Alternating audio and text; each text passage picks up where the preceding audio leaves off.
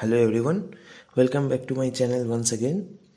এর আগের ভিডিওতে আমি দেখিয়েছি কিভাবে নতুন ক্যান্ডিডেটকে রেজিস্টার করতে হয় এবং তার ভিডিও লিঙ্ক আমি ফার্স্ট পিন্ড কমেন্টে দিয়ে দেবো এবং আমার ডেসক্রিপশানে দিয়ে দেবো। তো এই ভিডিওতে আমরা দেখে নেব যে তারপরে রেজিস্ট্রেশনের পরে ক্যান্ডিডেটকে প্রপারলি ট্রেন আপ করে প্রপারলি ট্রেনিং দিয়ে মক টেস্ট দিয়ে পরীক্ষার জন্য রেডি করানোর পর কী করে আমরা এক্সাম স্লট বুক করব। ঠিক আছে, তো প্রথমে আমরা চলে যাচ্ছি এক্সাম স্লট বুক করার জন্য ওয়েবসাইটে চলে যাচ্ছি। ওয়েবসাইটে গিয়ে আমরা প্রথমে পেমেন্ট করতে হবে এক্সাম ফিটা।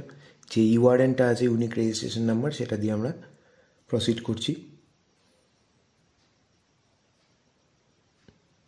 এখানে সব টেস্ট সেন্টার চলে আসছে, চাইলে পরেও টেস্ট সেন্টার আমরা বদলাতে পারবো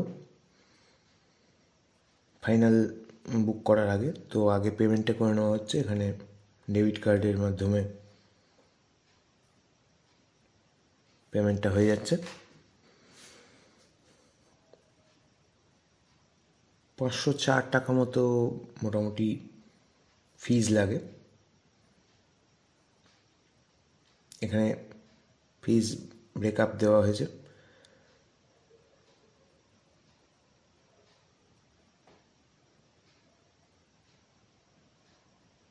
ব্যাস, এরপরে আমাদের পেমেন্ট কমপ্লিট হয়ে গেল। এখানে সাকসেসফুল ট্রানজ্যাকশন দেখানোর পরে ব্যাক করে যাচ্ছি এবং এবারে আমরা বুক সিট সিলেক্ট করে আবার ইউআরএনটা দিয়ে আবার আমরা ওপেন করব। এখানে সব ডিটেলস চলে আসবে, এক্সাম সেন্টার সব আছে। চেঞ্জ করতে হলে এখানে চেঞ্জ করতে হবে হিয়ার টিপে, এবং না হলে আমরা প্রসিড করছি।